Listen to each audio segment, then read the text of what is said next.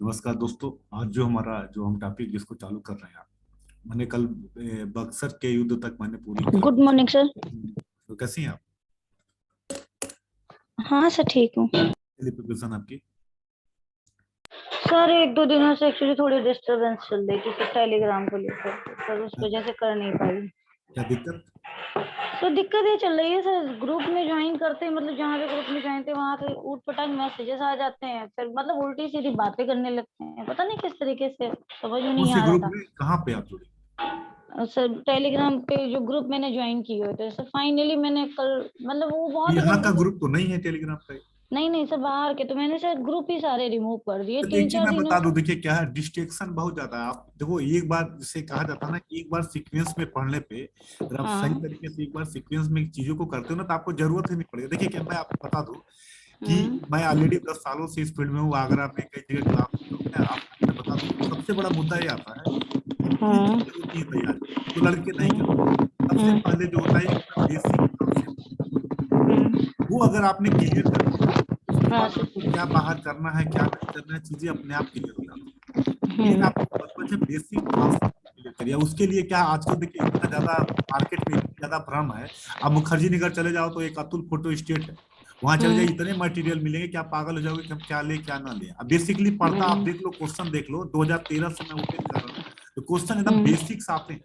हम्म। Basics अगर आपका मजबूत है, सीक्वेंस में आपने पढ़ा है, हम्म। तो आपको किसी भी प्रकार की हम्म। कोई दिक्कत नहीं है। नहीं सर, आज मैंने फाइनली से, कल रात से लेके आज तक से मैंने फिर ग्रुप डिलीट ही कर दिए सारे। मैंने कहा बेकार में टेंशन बढ़ाने कोई फायदा नहीं है, और उठ पटांग मैसेजेस आते, कोई इसलिए नतीजा बोले कि नहीं अगर निकल एक बार आप सही तरीके से करते हो तो किसी भी लेवल पे कोई दिक्कत नहीं है, कोई भी प्रॉब्लम नहीं। हाँ सर, मैंने फाइनली डिलीट ही कर आइए, दिए। आज जो हमारा टॉपिक था, जो हम पढ़ रहे थे, हमने बक्सर के युद्ध तक आप लोग को बता दिया था। हाँ सर। बक्सर के युद्ध का प्रभाव भी हमने बताया था। सर इसके नोट्स नहीं सर आपने नोट्स शेयर किए आपको तो। आज मिल जाए, आज या कल में आपको प्रोवाइड करा दिया जाएगा। जो मैं क्योंकि जो सर चीज उसके सर क्वेश्चन करने के लिए सोच रहे थे, लेकिन फिर वही बुक से ही पढ़ रहे थे, लेकिन सर बुक से उसको सर मतलब करेक्शन करने में प्रॉब्लम होती है, पढ़ तो लेते समझ नहीं, में आ आप जाता लोग है। को आज जो है पीडीएफ जो है बकलासी और बक्सर हम्म। का पीडीएफ आपको दे दिया हम्म। जाएगा, ठीक है? वो मिल ठीक जाएगा। है सर। लेकिन जो ठीक है मैं सर। अभी जो लिखता हूँ, जो मैं पीडीएफ आपने लिखता हूँ, सेंड की है वो लिखनी है, जो मैं उसके नोट्स लिखता नहीं हूँ लाने। उसको जरूर लिखते रहिएगा आप लोग, लेकिन हाँ सबसे सर, वो तो लिखते हैं सर, जो आप क्लास में भी पढ़ाते हैं वो सब लिखते ही जाते यही हैं। आपके लास्ट टाइम में कोर एरिया में काम आएगा, और लगभग 80 से 90% क्वेश्चन आपको इससे मिल जाएगा। हाँ हाँ सर। क्लास में है, आप पेपर उठा के आप देख लीजिएगा, इसके बाहर ठीक। नहीं जाएगा। वो आप अपने कॉन्सेप्ट के लिए एनसीईआरटी पढ़िए, जो भी पढ़िए, हम्म। इसको एक बार हम्म। फोकस रखिए। एक सीक्वेंस में पढ़िए, आपको मुझे नहीं लगता कि किसी को कोई प्रॉब्लम आएगी अगर आप सही तरीके से हैं तो। और हाँ मैं सर ओपन कर इसमें। रहा हूँ कि मॉडर्न इंडिया का कोई भी क्वेश्चन बाहर नहीं जाएगा। अगर आप क्लास में हैं तो कायदे से कहीं ना कहीं आपको मिल जाएगा। नहीं लेकिन सर, अब क्लास में ही आपने रहेंगे। जो बक्सर के युद्ध का, जो मैंने कहा था कि बक्सर का युद्ध का प्रभाव, देखिए बक्सर के युद्ध की बात क्या हुआ मैंने बताया था, एकदम समझिएगा हम्म। क्लियर होके। बक्सर हम्म। के युद्ध में हारा कौन? हारा था भारत का बादशाह। हाँ सर। अच्छा। भारत का बादशाह शाह आलम, हम्म। जो भले ही कमजोर हो लेकिन था तो पूरे भारत का, हाँ सर। ये हारा था। और दूसरा हारा था अवध का नवाब सुजाउद्दौला। हाँ, अवध का नवाब। अवध का नवाब सुजाओ। सुजाउद्दौला। हम्म। देखिए होता क्या है, अंग्रेज ने क्या किया, सबसे पहले अवध से एक संधि की, इलाहाबाद में दो संधि हुई इसके बाद। हाँ। तो हाँ। इलाहाबाद की जो प्रथम संधि हुई, हम्म। इसको लिखते जाएगा इसके जस्ट क्रम से, इलाहाबाद की प्रथम संधि हुई, वो हुई अवध के नवाब से हम्म। हारने के। अवध के नवाब से इलाहाबाद की प्रथम संधि हुई 16 अगस्त 1765 को। हम्म। 1765 को डेट याद रहे ना रहे, बस आप समझिएगा पहले अवध के नवाब से हुआ। क्या हुआ, पहला पॉइंट इसमें एक आगे, सब पॉइंट याद रखिएगा कि नवाब जो है इलाहाबाद और कारा का जिला, जो दो जिला हम्म। नवाब के अधीन था, इलाहाबाद और कारा, चित्रकूट के पास हम्म। पड़ेगा इलाहाबाद और कारा का जिला।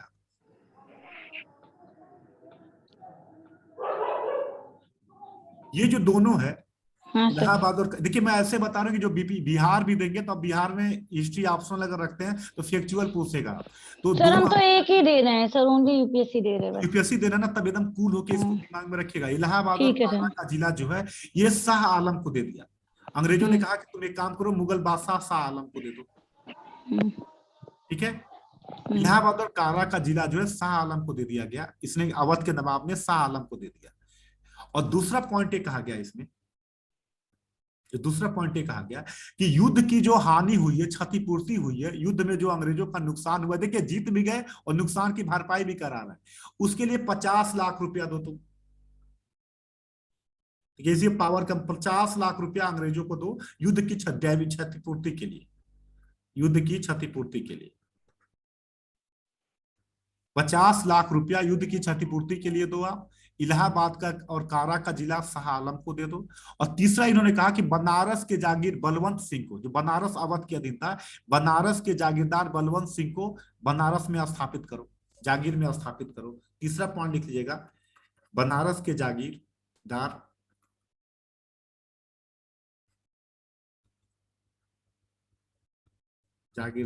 बलवंत सिंह को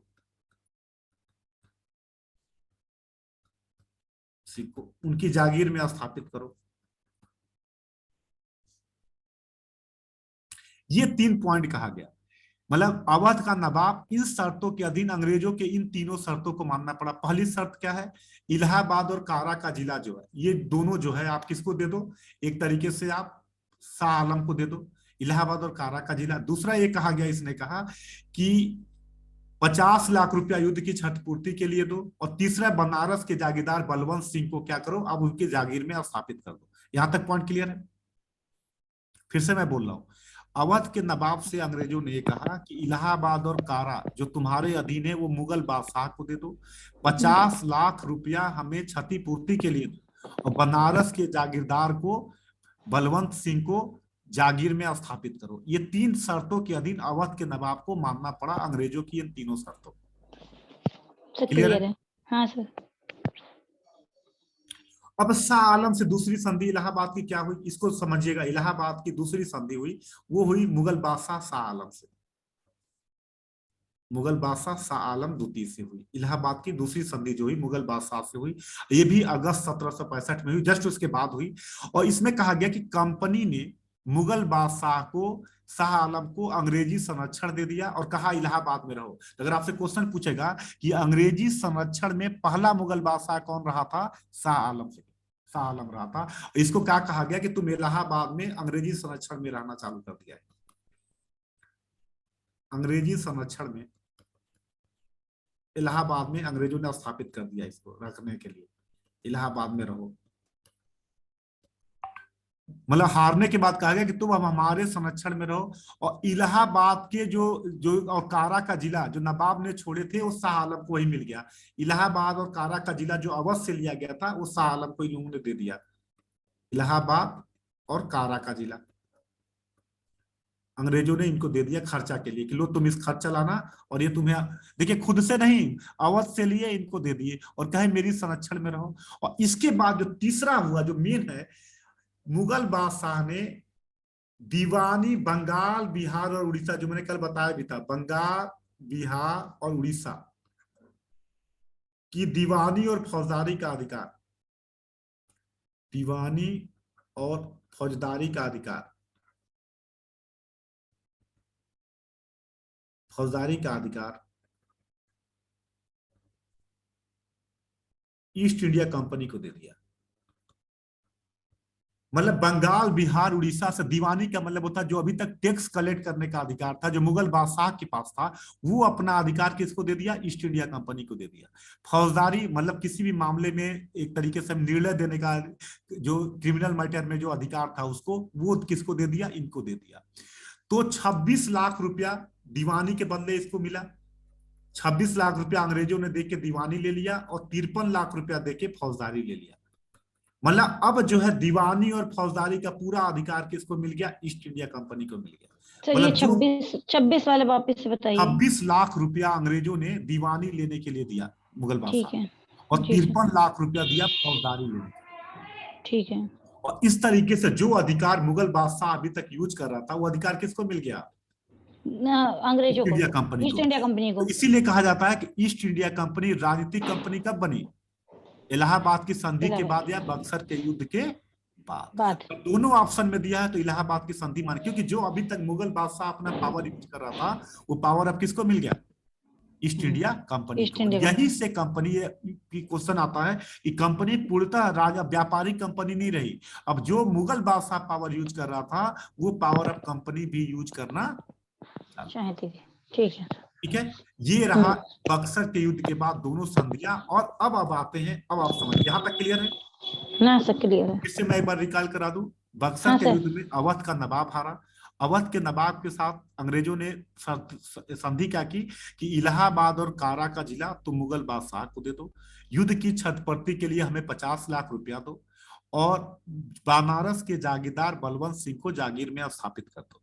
मुगल बादशाह को क्वेश्चन पूछेगा कि पहला मुगल बादशाह जो अंग्रेजी संरक्षण को स्वीकार किया वो कौन था? शाह आलम था। इलाहाबाद में रखा गया।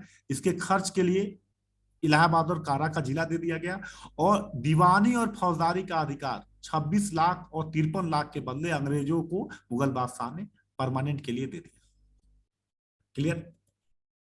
अब देखिए, हाँ अब सर। आप अगर मान लो आप अंग्रेज होते, अगर आप क्लाइव है इस समय, अगर आप क्लाइव होते और आपको इस एरिया का, ये पूरा बंगाल के एरिया का पूरा पावर मिल गया, मतलब दीवानी भी मिल गई आपके पास, फौजदारी भी मिल गई।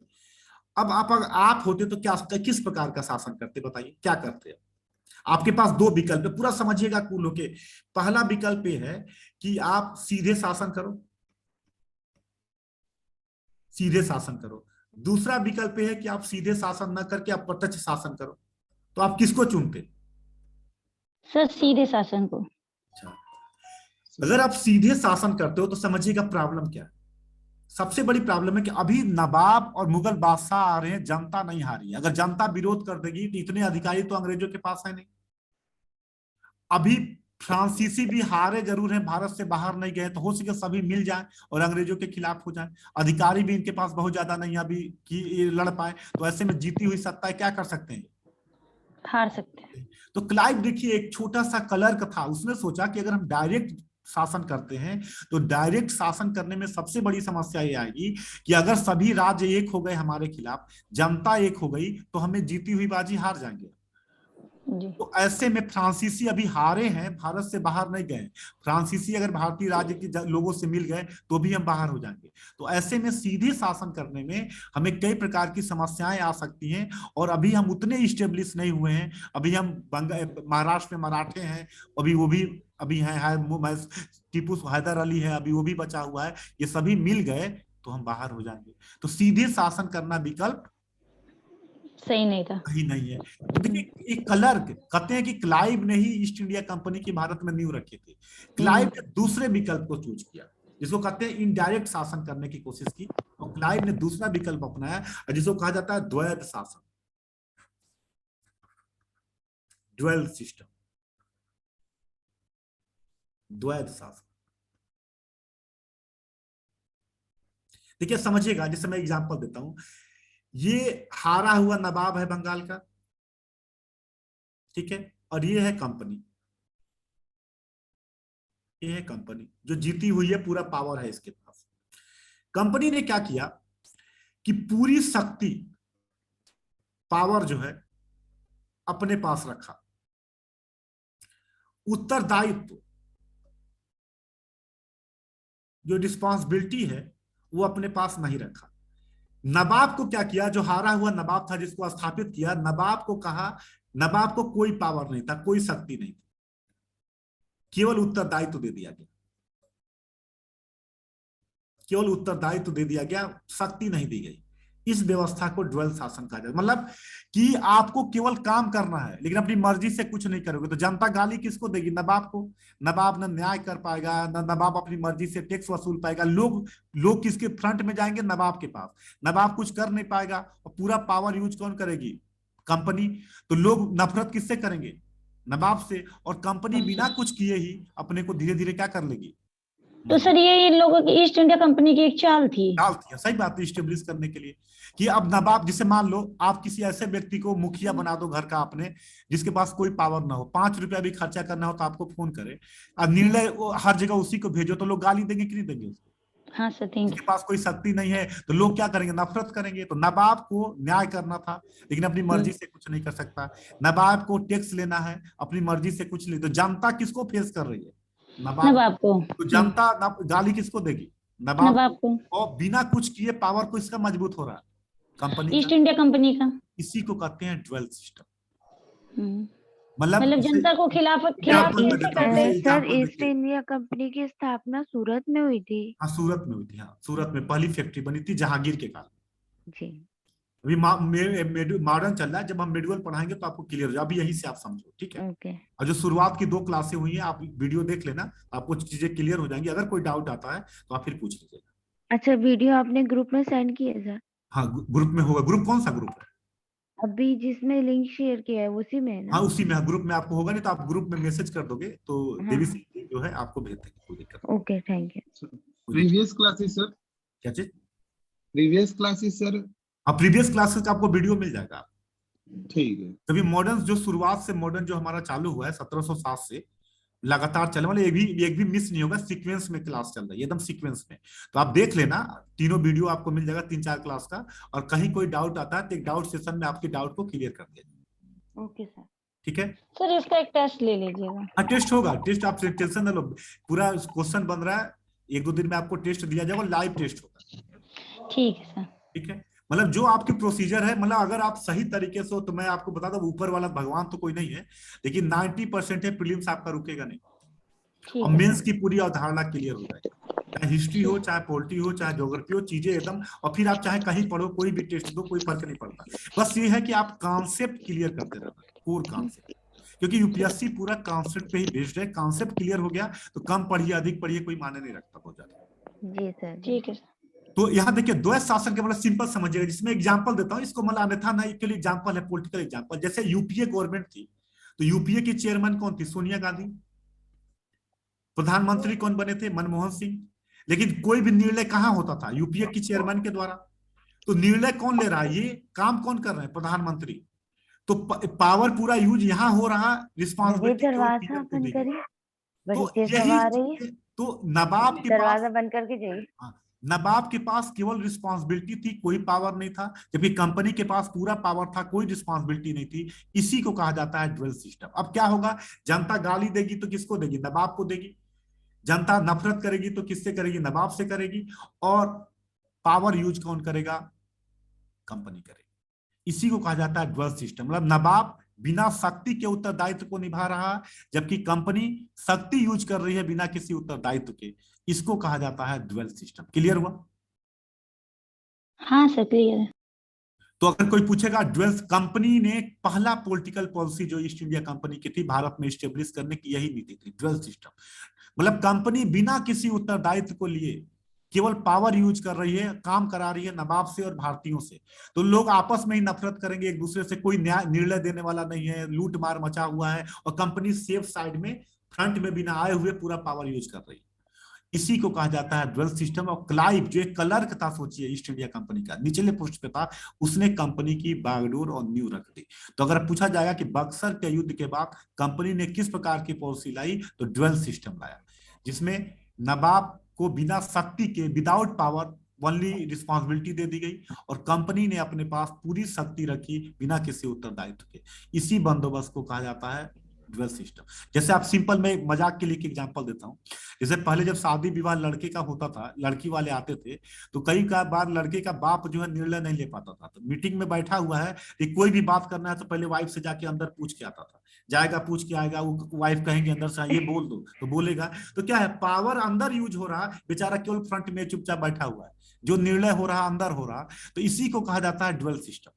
एग्जाम्पल अच्छा था सर, ये याद रहेगा। नहीं नहीं, बहुत जगह मैं हाँ देखता हूँ, आप देखिएगा शादी उदी में, जैसे आप कई बार जाओ तो क्या होता है कि लड़के का बाप चाय ला रहा, सब कुछ बैठा हुआ है, लेकिन जब लेन देन की बात होगी, कोई निर्णय हुआ, तो अभी आ रहा है, अंदर जाएगा, फिर अंदर से आए कि नहीं ये नहीं ये बोलना है, फिर आके ये बोलेगा, फिर अंदर जाएगा। तो मतलब निर्णय वहां हो रहा है, बेचारा केवल कन्वे कर रहा है। तो लोग बार बार इसको कहते थे बेकार का आदमी है, कोई मतलब नहीं है इसके बाद, ये ऐसे है, बीवी भक्त है अपना। तो ये जो है ये ड्वेल सिस्टम है। क्लियर? जी ये सर। होता हाँ है सर। ड्वेल शासन, जिसको कहते हैं। क्लियर? जी सर, कोई डाउट क्लियर हो? है। नहीं, इसमें डाउट ही नहीं है आपको। ये क्लियर, ये आप देखिएगा, ये लाइफ में होता है, मतलब ये आप जी देखिए। बिल्कुल सर, हाँ रियलिटी है कहीं कई बार क्या कहीं। होता है, लोग केवल खड़े होते हैं लेकिन वो अपने मन से कुछ नहीं करते, हाँ गवर्न सर हो रहे हैं। कंधा, मतलब ये वही बात होगी, कंधा किसी और का यूज किया हाँ और बस गोली ये, चला रहे हो। आज गोली कोई और चला रहा है, बस ये बेचारा खड़ा है। गाली सुनने के लिए। बस ये इसी को कहा जाता है ड्यूअल सिस्टम। और ये आजकल भी आप प्रैक्टिकल आप आईएएस बनिएगा तब भी होगा, पता चला ऊपर वाला कुछ और कर रहा है, आप केवल जाके निर्णय इंप्लीमेंट कर रहे हैं, लोग गाली दे रहे हैं आपको। साहब के पास कोई पावर नहीं है, साहब अपने मन से कुछ कर नहीं सकते।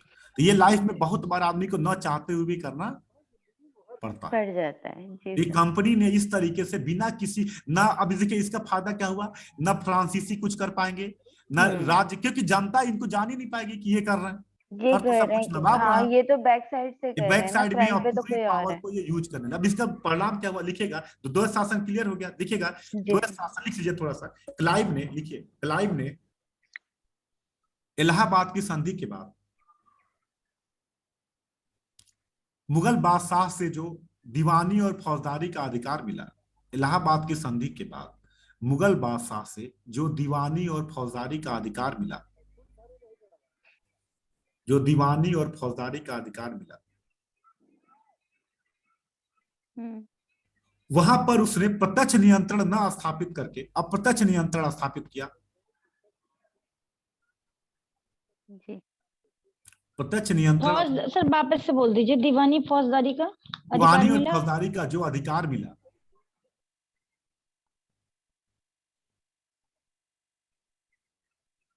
उसके तहत उसने बंगाल में प्रत्यक्ष नियंत्रण स्थापित न करके अप्रत्यक्ष नियंत्रण स्थापित किया। प्रत्यक्ष नियंत्रण स्थापित न करके अप्रत्यक्ष नियंत्रण स्थापित किया।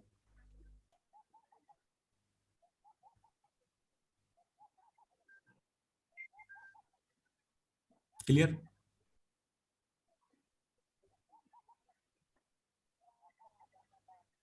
क्लाइव का ऐसा मानना था कि क्लाइव का ऐसा मानना था कि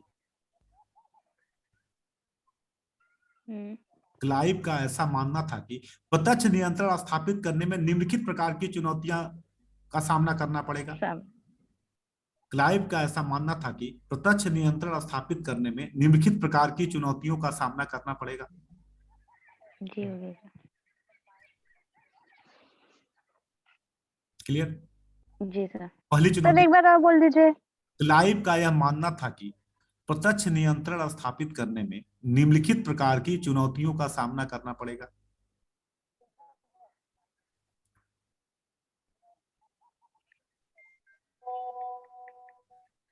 क्लियर? सर ये बंगाल, सर ये बक्सर का युद्ध कब हुआ था? 1764 में बताया तो थे आपको पीछे क्लास में। सर भूल गया। ठीक है, तो इसके बाद की ही संधि है ये, जो पावर मिला मुगल बादशाह से उसी के बाद हुआ था। तो पावर का यूज कैसे कर रहा है, देखिए अगर आप अंग्रेज होते, पावर का यूज ये चाहता तो प्रत्यक्ष नियंत्रण स्थापित करता। ये क्या सोचता था, पहला पॉइंट लिखिएगा कि यदि कंपनी अपने हाथ में, स्पष्ट रूप से लिखिए, यदि कंपनी अपने हाथ में, याद रखिएगा मेंस का बड़ा टॉपिक है, मेंस और प्रीलिम्स दोनों का काफी इंपॉर्टेंट टॉपिक है फॉर यूपीएससी। यदि कंपनी अपने हाथ में स्पष्ट रूप से राजनीतिक सत्ता लेती है तो, यदि कंपनी अपने हाथ में स्पष्ट रूप से राजनीतिक सत्ता लेती है तो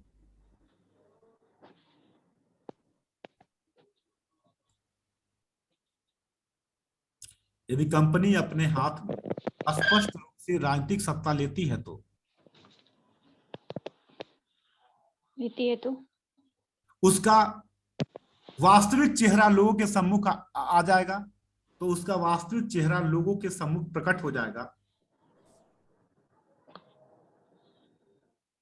अगर अपने हाथ में मतलब लेती है तो उसका वास्तविक चेहरा लोगों के सामने प्रकट हो जाएगा। जैसे कि मतलब बाकी की सारी मतलब चीजें भी अपने अंडर में लेती है तो वो जैसे फ्रंट अगर पे आ सीधे जाएगी। वो शासन करने जाएगी तो लोग कहेंगे ना तुम कौन हो शासन करने वाले, हाँ मतलब फ्रंट पे आ फ्रंट जाएगी। में आ जाएगी। तो हो सके अभी अभी तो शुरुआत कर रही है ना, शुरू में ही विरोध हो जाएगा, अभी जी तो जी मजबूत भी नहीं हुई, अभी तो धीरे से पावर मिला है। जी जी और अभी जैसे शुरुआत कहते हैं शुरू में ही बोला, पर अभी शुरुआत ही नहीं किया, लोग मारना चालू कर दिए। मतलब सर पॉलिटिक्स खेला उन्होंने पूरी तरह से, बहुत अच्छा। आप बताइए, सर ये बक्सर से पहले युद्ध हुए थे, प्लासी का युद्ध हुआ था वो कब हुआ था सर? 57 में, 1757 में। इसका मैं वीडियो आपको भेज दूंगा पिछली क्लास का, आप देख लीजिएगा, पूरा टोटल क्लियर हो जाएगा। ठीक है। ठीक है ना, आप यहाँ से कंटिन्यू करिए। यहाँ आप इतना जानो कि कंपनी जीत चुकी है और बंगाल में उसको शासन करने का अधिकार मिल गया है, लेकिन कंपनी सीधे शासन नहीं कर रही है। अगर सीधे शासन करेगी तो प्रॉब्लम क्या है, पहली प्रॉब्लम ये है कि मैंने बताया कि लोगों का वास्तविक चेहरा लोगों के सम्मुख आ जाएगा, और ऐसा हो सकता है कि, लिख लीजिए, सारे भारतीय इसके विरोध में खड़े हो जाए। ऐसा हो सकता है कि सारे भारतीय इसके विरोध में खड़े हो जाए। क्लियर? जी सर। दूसरा पॉइंट, अन्य विदेशी कंपनियां जैसे फ्रांसीसी, डच, डेन, अन्य विदेशी कंपनियां जैसे फ्रांसीसी, जो पहले भारत में अन्य कंपनियां भी काम कर रही थी, अन्य विदेशी कंपनियां जैसे फ्रांसीसी, डच, सर दूसरा क्या बोला? अन्य विदेशी कंपनियां जैसे फ्रांसीसी, डच कंपनी, डच कंपनी, फ्रांसीसी, डच, ये भी आसानी से कंपनी की प्रभुता को स्वीकार नहीं करेंगे। ये भी आसानी से कंपनी की प्रभुता स्वीकार नहीं करेंगे। क्लियर? जी सर। तीसरा, इंग्लैंड के पास अब डच कंपनी सीधे कहाँ की शासन थी? करने के लिए ज्यादा अधिकारी चाहिए, जो गांव-गांव जाके काम कर सके। इतने अंग्रेज अधिकारी भी नहीं थे उस समय। दिखेगा, अंग्रेजों के पास अगर सीधे शासन करते हैं तो अंग्रेजों को ज्यादा अधिकारियों की जरूरत होगी, वो भी नहीं था इनके पास अभी। सर ये डच कंपनी कहाँ की थी? डच की, यहाँ की थी, हालैंड की डच थी, हालैंड की थी। डच। क्लियर? क्लियर? जी सर। यहाँ तक क्लियर है? जी सर। तो हाँ सर। ऐसे में इन्हीं कारणों से कंपनी ने क्या किया, सीधे नियंत्रण स्थापित नहीं किया। लिखिएगा, इन्हीं कारणों से कंपनी ने अप्रत्यक्ष नियंत्रण स्थापित किया। इन्हीं कारणों से कंपनी ने अप्रत्यक्ष नियंत्रण स्थापित किया।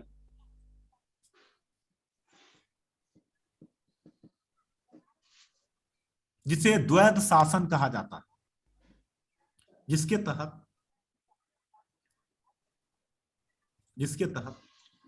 जिसे द्वैध शासन कहा जाता है, जिसके तहत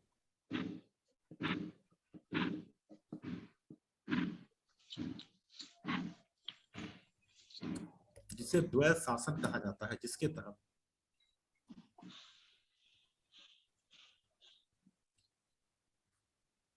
कंपनी के पास पूरी शक्ति थी, लेकिन उसने किसी भी प्रकार का उत्तरदायित्व नहीं लिया। कंपनी के पास पूरी शक्ति थी, लेकिन उसने किसी भी प्रकार का उत्तरदायित्व नहीं लिया।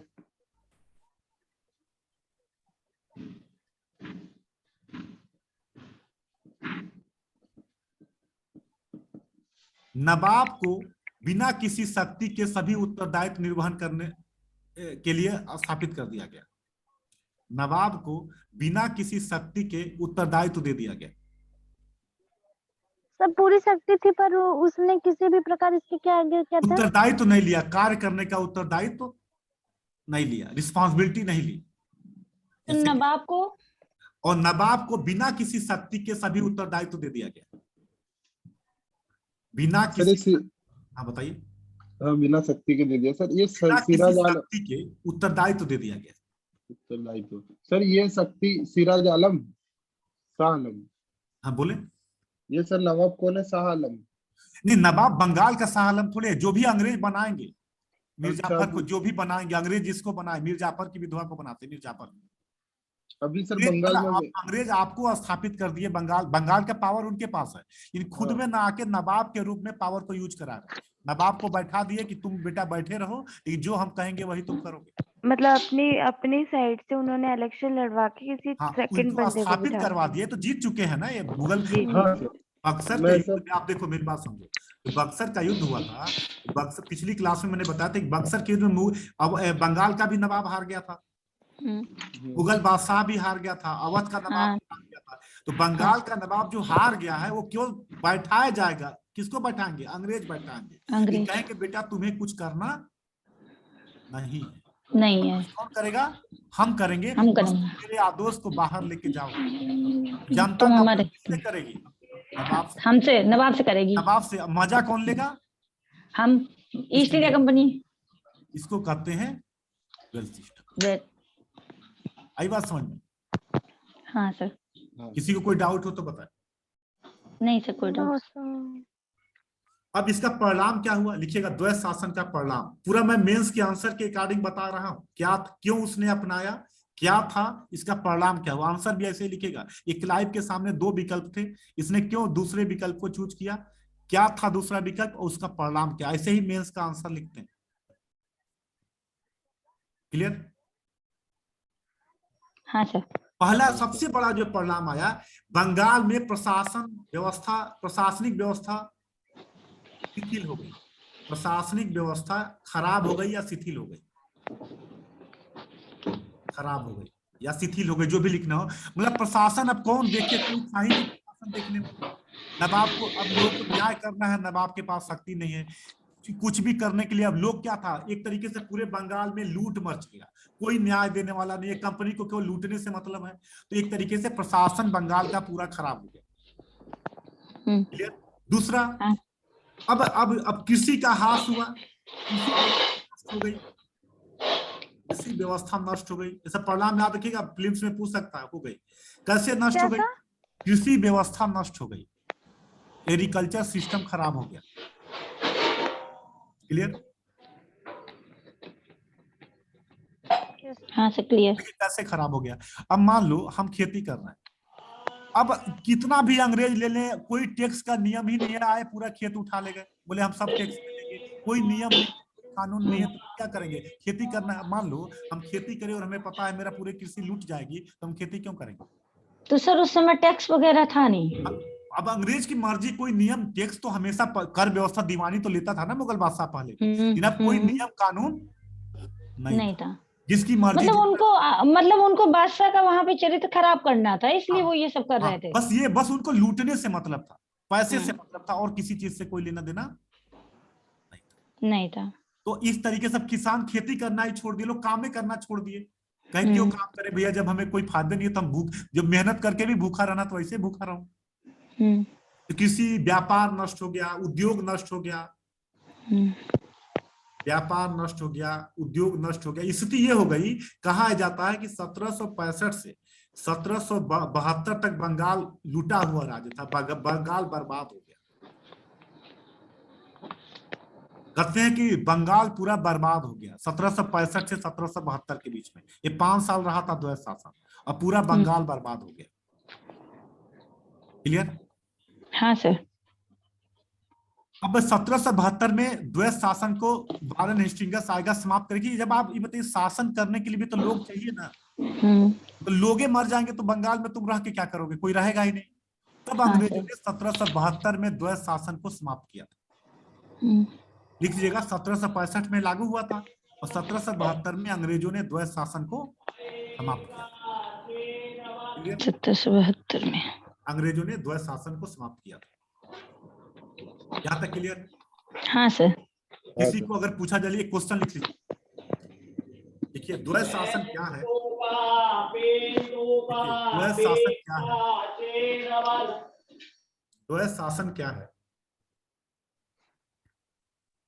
और ईस्ट इंडिया कंपनी ने इसके द्वारा बंगाल में अपनी नींव रखी, इस कथन की व्याख्या करें। इसके द्वारा ईस्ट इंडिया कंपनी ने बंगाल में अपनी नींव रखी, सत्ता की नींव रखी, इस कथन की व्याख्या करें। ये क्वेश्चन आ चुका। कैसा? द्वैत शासन क्या है, इसके द्वारा और इसके द्वारा ईस्ट इंडिया कंपनी ने बंगाल में अपनी सत्ता की नींव रखी, टिप्पणी करिए या इस कथन की व्याख्या करिए।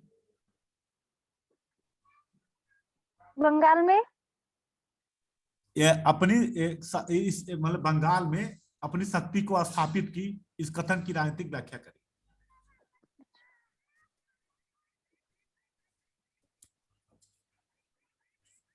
एक मिनट थोड़ा होल्ड करिएगा आप लोग, एक मिनट। ठीक है सर।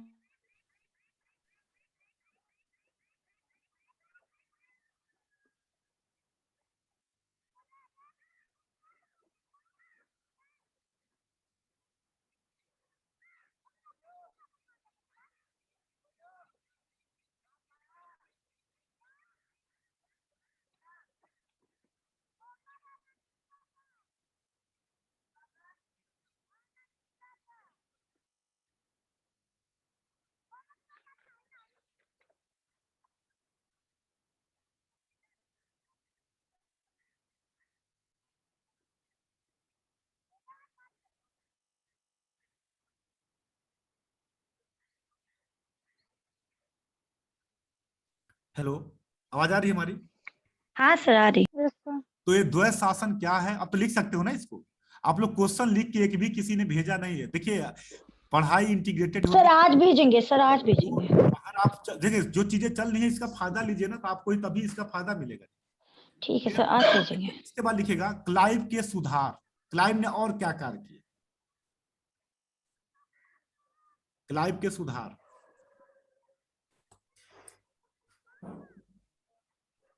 क्लियर?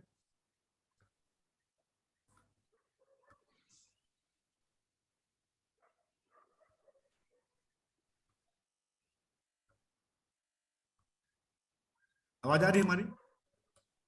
जी सर आ रही है। देखिए क्लाइव ने इसके अलावा सबसे पहला काम ये किया, देखिएगा सोसाइटी ऑफ ट्रेड की स्थापना की 1765 में। सोसाइटी ऑफ ट्रेड की स्थापना की। कैसा? Society of trade, society of trade की स्थापना की क्लाइव ने। सर ये क्या था? मैं बता रहा हूँ, लिखिए तो पहले आप लिख लीजिए। कंपनी ने सोसाइटी, क्लाइव ने सोसाइटी ऑफ ट्रेड की, पूछा जाता है, सोसाइटी ऑफ ट्रेड की स्थापना की 1765 में।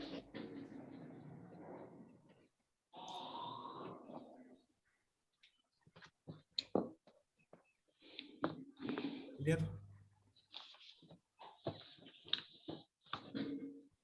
सर कौन सा सन में? 1765 में, 65। Okay sir. लिखिएगा इसके तहत नमक, लिखिए नमक, सुपारी, नमक, सुपारी और तंबाकू, नमक, सुपारी और तंबाकू,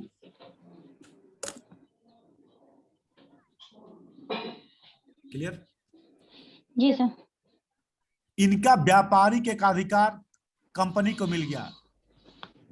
मतलब इन तीनों का सोसाइटी ऑफ ट्रेड के तहत होगा, इनका और कोई व्यापार नहीं करेगा। मतलब नमक, सुपारी और तंबाकू का कोई भारतीय व्यापार नहीं करेगा, केवल करेगी कंपनी सोसाइटी ऑफ ट्रेड के तहत। इन तीन चीजों, ईस्ट इंडिया कंपनी को मिल ईस्ट गया। इंडिया कंपनी इसी संस्था के तहत करेगी, सोसाइटी ऑफ ट्रेड के तहत नमक, सुपारी और तंबाकू करेगा। ठीक है सर। ठीक है, व्यापारिक एक अधिकार दे दिया गया कि ये और कोई काम नहीं नहीं करेगा। मतलब नमक, सुपारी और तंबाकू। अब तो ये संगठित लूट है कि नहीं है? हाँ सर। ये तीनों और कोई नहीं करेगा, केवल कंपनी करेगी। मतलब एक हाँ। तरीके से केवल इनको मतलब था कि पैसा ज्यादा से ज्यादा लिया जाए और अपने को क्या किया जाए, मजबूत किया जाए। इसके अलावा इनको और किसी चीज से कोई लेना देना नहीं था। केवल इतनी चीजें चाहिए कि नमक, सुपारी, तंबाकू, इन तीनों चीजों का व्यापार इन्होंने अपने अर्जित कर लिया। Point clear? और हाँ इसके सर। बाद अगर दूसरा पॉइंट हम बात करेंगे तो क्लाइव ने, देखिए तो अगर आपसे कोई पूछा जाए क्लाइव उपनिवेश क्या होता है, लिखिए उपनिवेश क्या होता है। उपनिवेश। उपनिवेश कोई बताए उपनिवेश क्या होता है?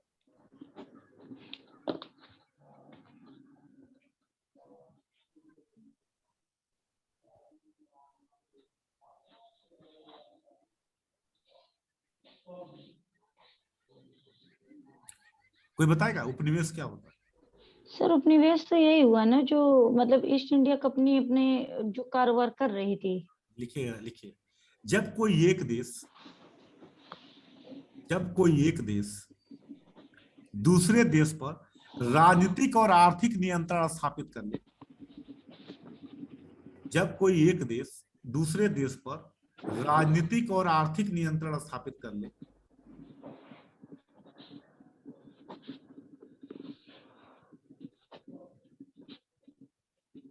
जब कोई एक देश दूसरे देश पर राजनीतिक और आर्थिक नियंत्रण स्थापित कर ले, वह उसका उपनिवेश हो जाता है।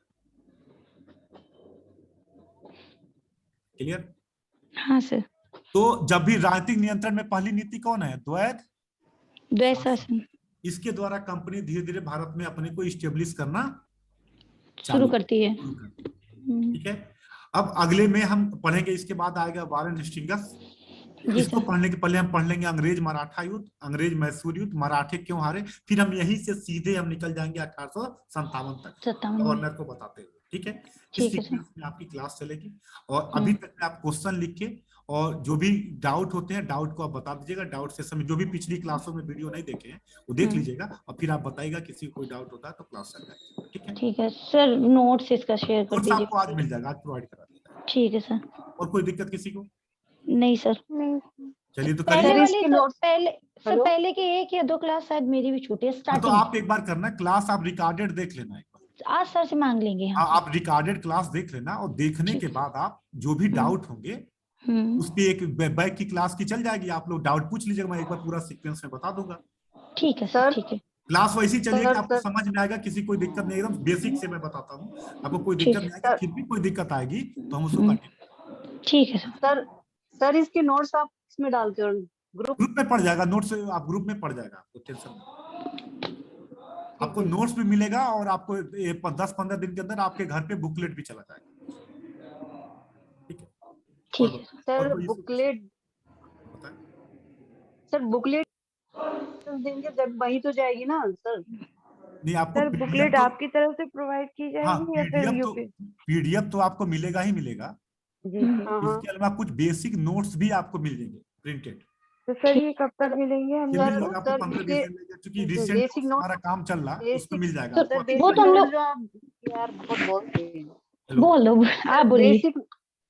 बेसिक नोट्स जो आप भेजोगे हाँ, घर के लिए, आप एड्रेस नोट कर लेना क्योंकि मैं बाहर रहती हाँ, तो आपको मिल जाएगा ना, उस समय ले लिया जाएगा, अभी फिलहाल नहीं दे रहे हैं, 15-20 दिन लगेगा, हाँ, आपको मिल जाएगा।